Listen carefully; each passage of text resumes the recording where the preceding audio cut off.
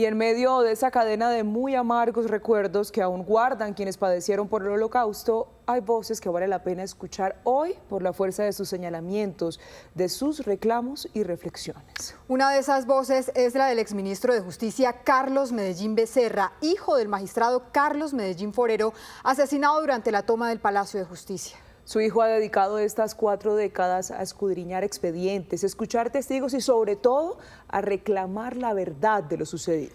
Para él, lo que se sabe del Holocausto del Palacio es apenas una parte, la de la retoma por parte de la fuerza pública. Pero los integrantes del M-19, grupo responsable de la acción terrorista, nunca pagaron por lo que hicieron ni revelaron verdad alguna sobre lo ocurrido. Medellín revela detalles inéditos de 2 expedientes de la justicia contra la cúpula de ese grupo guerrillero por el acto terrorista. Asegura que el hoy presidente de la República fue llamado a juicio 2 veces junto con los demás miembros de la cúpula del M-19 por los delitos como terrorismo e incendio. Medellín le contó a Noticias Caracol que en ambos casos todos fueron indultados sin que hayan contado la verdad ni asumido su responsabilidad en los hechos. Este es el diálogo de nuestro director Juan Roberto Vargas con un jurista que convirtió la búsqueda de la verdad en la tragedia del Palacio en su causa de vida. Doctor Carlos Medellín Becerra, hijo del exmagistrado Carlos Medellín Forero. Gracias por aceptar este diálogo con Noticias Caracol. Gracias. 40 años después, ¿no? 40 años, sí señor. ¿Qué es lo primero que se le viene a uno a la mente? Bueno, muchas cosas. Lo primero es que 40 años después el país no conoce los detalles ni conoce la verdad de lo que pasó en el Palacio de Justicia, o conoce algunas cosas, conoce algunos temas, algunas percepciones. Se han construido relatos paralelos, se han construido verdades a medias, se ha construido la historia del Palacio de Justicia incluso sobre mentiras y sobre el olvido. Nosotros desde muy recién pasó lo del Palacio de Justicia, yo tenía 23 años, muy joven, acababa de salir de la universidad. Y empezamos a denunciar, y porque lo vimos todo en vivo y en directo, empezamos a decir y a contar lo que había pasado, y a pedir justicia, y a pedir investigaciones, y a poner denuncias y demandas. Rápidamente nadie estaba interesado en que eso se hiciera. ¿Quiénes no estaban interesados? Pues, en ese arranque, cuando usted empezó a agarrar los responsables de la toma, los asesinos del M-19, y los amigos del M-19, y los activistas del M-19, todos los que pertenecieron a ese grupo de criminales y de cobardes, estaban interesados en mostrar una historia distinta. Los que participaron en la retoma del Palacio de Justicia y en los excesos en el operativo militar, frente a los cuales la justicia colombiana falló contra el Estado por la manera absurda y asesina también de retomar el Palacio de Justicia, ellos también estaban interesados en mostrar una historia diferente. Los políticos, los funcionarios públicos que fueron responsables de toda esta historia, el presidente de la República de entonces, los ministros de entonces, que tuvieron una responsabilidad grande frente al manejo de la situación, también estuvieron interesados en que inicialmente no se hablara del tema, en que se mostraran cosas distintas, en que se construyera una realidad paralela que no es la realidad del Palacio de Justicia. Uno llega a su oficina, así están las fotos de su padre, están los libros, pero están los expedientes, están los documentos. Todo. Todo. Usted, yo creo que ha dedicado su vida, desde que ocurre hace 40 años este holocausto, hasta hoy, a sentarse a hablar con investigadores, con fuentes, con testigos. Con todos. Usted dice, la primera víctima es la verdad. ¿Cuál fue la verdad? Con esa pita que usted ha logrado jalar en 40 años. Hombre, esa es una pregunta difícil de contestar, pero cuando uno mira en perspectiva el momento y lo que estaba sucediendo, pues la verdad es que la Corte la dejaron sola, la Corte no tenía protección, la Corte le habían quitado la protección de la policía, es decir que se sabía que se iban a tomar el Palacio. Le iba a preguntar eso fue deliberado?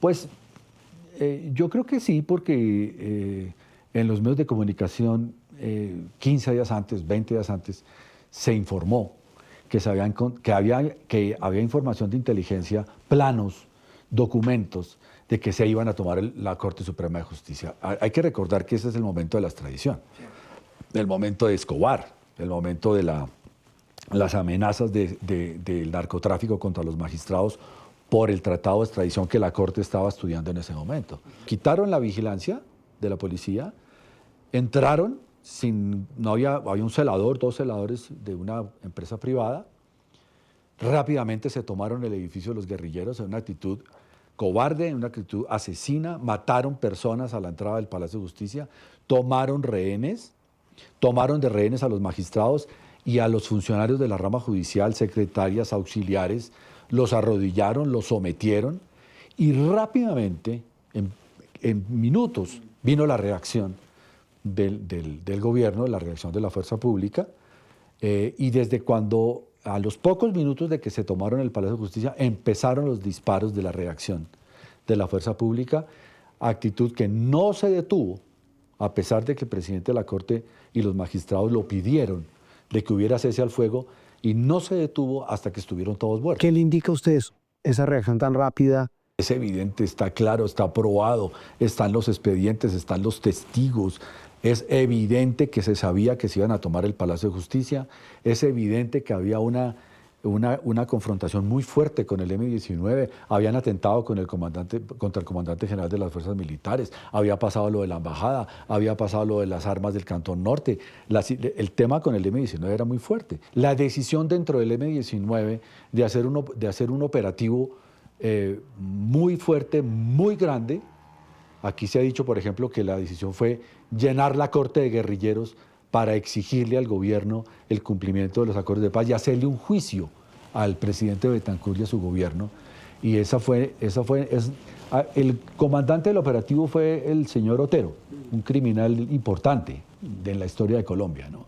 Aquí lo han tratado de mostrar como un héroe, pero la verdad hay que decirla, un criminal muy importante, el señor Otero, y muy peligroso, que entre otras cosas también fue el que lideró la toma de la Embajada de República Dominicana. Y no puede ser tan ingenuo el país de creer que la decisión fue de él. Del señor Otero. Él decidió tomarse la Corte Suprema de Justicia y hacerle un juicio al presidente de la República, en el momento en que la Corte iba a decidir sobre el tratado de extradición. Con el narcotráfico detrás, yo creo que estaban felices todos de la idea de tomarse la Corte Suprema de Justicia, de retener a los magistrados. ¿Qué hizo la justicia apenas ocurre ese acto, claro, y los años posteriores frente a la actuación de la M-19? Es que como se inició un proceso de paz en el gobierno del presidente Barco, sí, que trajo consigo indulto y amnistía a los miembros del M-19, las investigaciones por la toma, la financiación de la toma, los que tomaron las decisiones, todo ese entramado criminal del M-19 contra la Corte. Claro. Indulto y amnistía, la paz está por encima de todo, y las víctimas, en su momento lo dijimos, la decisión del país es amnistía y indulto a los guerrilleros del M-19, ¿a cambio de qué? Y luego preguntamos, ¿a cambio de qué? Verdad, justicia, reparación, no repetición, que es como hoy se habla en los procesos de paz. Hay que entender que en esa época esas exigencias no estaban aún en los tratados y convenios internacionales. Hoy en día sí, por eso hoy en día se habla de verdad, justicia, reparación, pero nosotros sí lo pedimos en su momento. ¿Los van a perdonar a cambio de nada? ¿Sin verdad? ¿Sin justicia? ¿Sin reconocimiento de lo que pasó? Y la respuesta que nos dieron es sí, a cambio de nada. Amnistía e indulto a todos. Y los amnistiaron y los indultaron a todos. Eso fue en el gobierno de Vidal Yuba. Sí, eso fue la ley de indulto del 89. Ajá. Y entonces, ¿qué pasó? Pasó algo terrible, absurdo, y es que todas las investigaciones pararon, pero las investigaciones contra el Estado, contra la fuerza pública, contra el operativo, contra los militares, siguieron. Por eso le digo, el relato pareció quedarse en ese. Claro, y entonces hay un desbalance porque mientras que las otras investigaciones continuaron con condenas, con cárceles, con indemnizaciones, con temas internacionales, contra la guerrilla paró todo por el indulto y la amnistía. Pero sí hubo fallos. Sí, claro, hubo decisiones judiciales fruto de una investigación de varios años de la justicia Ordinaria, ordinaria, la justicia penal, Sí. de jueces de instrucción criminal, que dictaron fallos muy importantes que el país conoció. Lo que pasa es que al país se le olvidó. Pero sabe que el país no los conoce. No, porque como eso quedó aparte allá en la amnistía, el indulto, deje sí y ya pare, échele tierra a todo eso. Métale bajo el tapete. Claro, entonces se empezó a construir una historia distinta. ¿Qué fallo hay concreto? Bueno, hay varios, pero yo recuerdo ahora la providencia del juez 30 de instrucción criminal, que fue el juzgado que adelantó esa investigación muy larga y muy fuerte y muy importante sobre todos los temas, en la cual dictó resolución de acusación por homicidio y tentativa de homicidio contra los miembros del M-19 como autores materiales, es decir, los que habían muerto dentro del palacio, los guerrilleros que murieron, pues obviamente contra ellos no, sino contra guerrilleros que habían salido del palacio y que no habían aparecido, contra ellos, y por la autoría intelectual Contra los de la cabecillas. toma y de las consecuencias y del manejo de la toma del Palacio de Justicia a los dirigentes y a los miembros del M-19 con nombre propio y apellido, en donde la justicia les dictó resolución de acusación Que se lo llamaba juicio. por homicidio y por tentativa de homicidio. ¿Quiénes estaban ahí? Bueno, ahí estaba la cúpula completa, son varios nombres, pero pues ahora recuerdo a Carlos Pizarro y a Antonio Navarro y a Oti Patiño, a Rosenberg Pavón, como a los jefes que existían todavía del M-19. Doctor Medellín, la pregunta inevitable, en ese fallo del 89 está el nombre del hoy presidente Gustavo Petro. Sí, claro. ¿Está en ese fallo? Sí, en ese fallo aparece resolución de acusación por homicidio por la toma del Palacio de Justicia contra los miembros del M-19, incluido Gustavo Petro Urrego. El presidente de la República, que hace parte de ese relato, como todos los que tienen que ver con este asunto, él ha dicho hasta la saciedad, yo no participé en la toma, no participé en ese hecho, yo estaba preso, dice él. Cierto. Entiendo que Zipaquirá, si eso es así, ¿por qué un juez en el año 89 llama a juicio a la cúpula del M-19 Claro. por un delito de más? Es que no estamos hablando de rebelión, No. estamos hablando de homicidio a toda esa cúpula, Sí, señor. incluyendo al hoy presidente Sí, de la señor. República. Así fue. ¿Por qué? Nosotros lo hemos sabido siempre. Lo que pasa es que como aquí la historia no la revisamos, no la repasamos, o se cuenta otra historia, entonces por eso aparecen unas versiones que no son las correctas ni las ajustadas a la verdad. Yo conocí el expediente. ¿Usted no tiene? A mí me llamaron a ese proceso. Yo declaré en ese proceso ante la justicia penal. Por lo que yo vi, por lo que nos constaba del tema, ¿no? Era un expediente inmenso, era un expediente gigante, con testimonios, con pruebas, con testigos. Eso le iba a preguntar, ¿cómo respaldan ese llamado a Claro, juicio? ¿con qué lo era un respaldaron? expediente impresionante. Las fotos de los muertos, los levantamientos, era un expediente impresionante que desapareció, porque se lo robaron. ¿De dónde? El expediente, si usted va a pedir el expediente, no existe el expediente. ¿Pero cómo así? Hace mucho tiempo que el expediente dejó de existir y nosotros en varias oportunidades hemos pedido y hemos querido tener acceso a todas esas Porque una pruebas. cosa es el indulto, pero otra es que el proceso esté en algún anaquel, en un el archivo. proceso no existe, el expediente no existe porque se lo robaron hace muchos años. El M-19 indultado, el expediente que usted me dice donde le llaman a juicio por homicidio, incluyendo al hoy presidente Gustavo Petro, se pierde. Sí. Llega después el gobierno de César Gaviria. Sí, así es. Llega la constituyente. ¿Cómo no? Bueno, Antonio Navarro, ministro. Sí, claro. A Carlos Pizarro lo asesinaron, candidato presidencial. Entran a la vida política como la Alianza Democrática M-19. ¿Qué pasa a nivel judicial? Y por eso la pregunta, ¿qué relato construyeron que no es cierto? Bueno, lo que se ha construido en los últimos años es que los hechos del Palacio de Justicia son los desaparecidos, que es un drama terrible, que es cierto además, los desaparecidos de la cafetería del Palacio de Justicia, y el holocausto, que es la retoma por parte de la fuerza pública, que entró y que asesinó a todos los que estaban en el Palacio de Justicia, incluido a los héroes del M-19. ¿no? Entonces cambió la cosa, unos quedaron amnistiados, indultados, y todas las miradas se dirigieron fue hacia la retoma del Palacio de Justicia, que fue un hecho también criminal, frente al cual el Estado fue condenado por el exceso en el operativo militar, por la manera como la fuerza pública tomó la decisión de recuperar el edificio a sangre y fuego, operación Rastrillo, dar de baja a los guerrilleros como fuera y muy rápido para que no se repitieran los hechos de la Embajada de República Dominicana y se quedaran los guerrilleros en el Palacio un mes. Entonces hay que resolver el tema muy rápido. Lo que pasa es que en esa retoma pues había magistrados, auxiliares, civiles inocentes desarmados, que todos murieron, con los guerrilleros también. Entonces el tema del Palacio de Justicia se volvió la parte final de la toma del Palacio de Justicia, que repito, tiene sentencias, tiene investigaciones, hay más claridad, digamos, sobre lo que pasó al final que lo que pasó al comienzo. Y resulta que eso es desequilibrado, porque uno no puede concluir que la tragedia del Palacio de Justicia es la retoma y lo que sucedió al final, y perder de vista que un grupo de asesinos y de criminales decidieron entrarse a un edificio sin protección, un edificio con civiles inocentes desarmados, magistrados y funcionarios de la rama judicial, tomarse el edificio, secuestrarlos, arrodillarlos, ponerlos de carne de cañón, asesinar personas como las asesinaron, y esa parte de eso no se habla. De esa parte la justicia siguió después aún indultados los integrantes del M-19. En el año 92 una juez de orden público retomó el tema y dijo, como hay un indulto y una amnistía, hizo una investigación y dijo, hay unos delitos que no son amnistiables ni indultables. Los de la violación al derecho internacional humanitario, como terrorismo e incendio.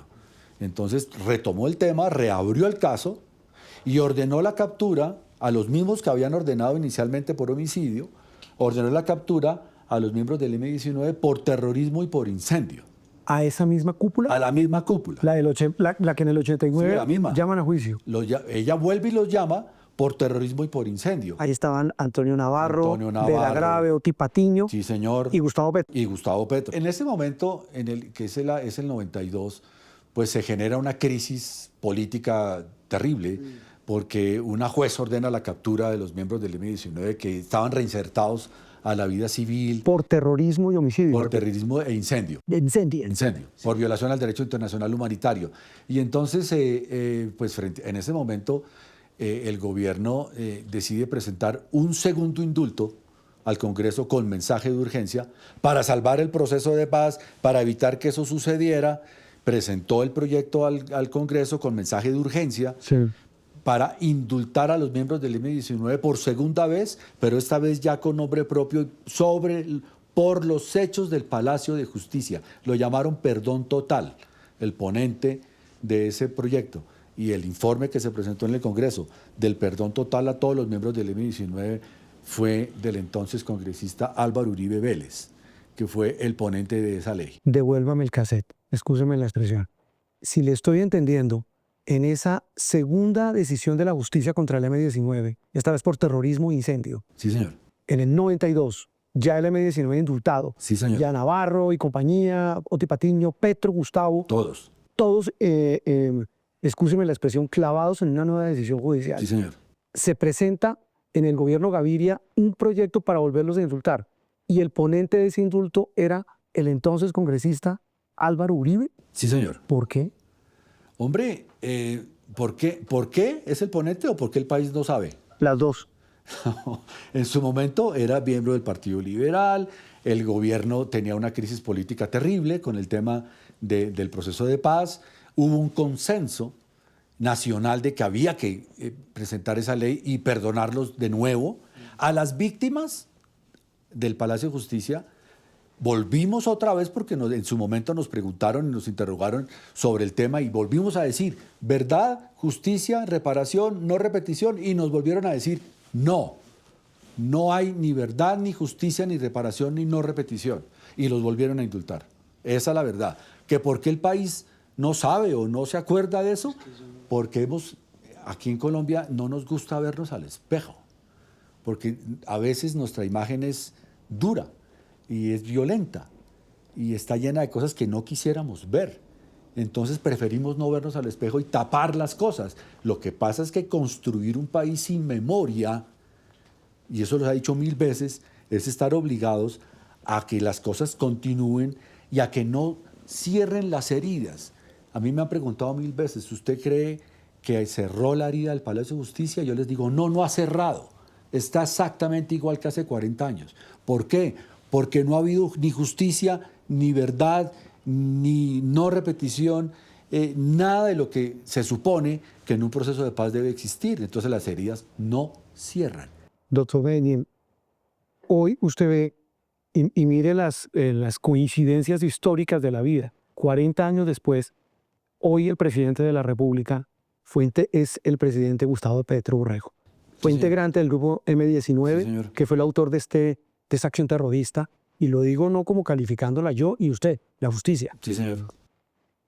Y como arrancamos esta entrevista, con ese escenario, ¿qué se le viene hasta la cabeza? El hecho de que el presidente haya formado parte de ese grupo y que fue vinculado en su momento por esos delitos y que hoy sea presidente, pues hay que decir, ¿ganó las elecciones? Sí. ¿Las ganó en un proceso democrático abierto, limpio, transparente? Sí. ¿Pudo participar en las elecciones? Sí. ¿Por qué? Porque el país así lo quiso. Todo el país así lo quiso, no solamente una vez, 2 veces. Fue alcalde, fue congresista. El país así lo quiso. Desafortunadamente, todo eso se construyó sin verdad, sin justicia, sin reparación y sin no repetición. Y por eso, en parte, es que la herida no cierra y por eso, en parte, es que ondear la bandera del M-19 hoy en el Palacio de Justicia es una afrenta contra los muertos, contra los magistrados asesinados, contra los magistrados vivos, contra las víctimas, contra las familias del Palacio de los muertos del Palacio de Justicia. ¿Qué quisiéramos que pasara? Por lo menos la verdad, ¿no es cierto? Y la no repetición, porque como vamos, ondear la bandera del M-19 en el Palacio de Justicia, que es un acto inmoral, bajo e inmoral, y tratar de reivindicar la toma del Palacio de Justicia como un hecho heroico, hecho por héroes, por mártires y por patriotas, es la manera de revictimizar esto, es la manera inadecuada, inmoral, absurda, de falta de respeto total frente al tema y construir un país que así no se puede construir un país. No es correcto construir un país sobre la base de falsedades y de mentiras. Pues doctor Medellín, de verdad que un gusto y que aleccionador oírlo. Una visión realmente diferente y ¿sabe qué? Me quedo con una reflexión, con toda la autoridad moral, porque usted la tiene, hijo de uno de los magistrados asesinados, como arrancamos, y contando, así como dicen las abuelas, al pan pan y al vino vino, lo que hay que saber y un tema tan doloroso que cumple 40 años. Gracias, Roberto. Muy amable, doctor Medellín. Muchas gracias. Muy amable.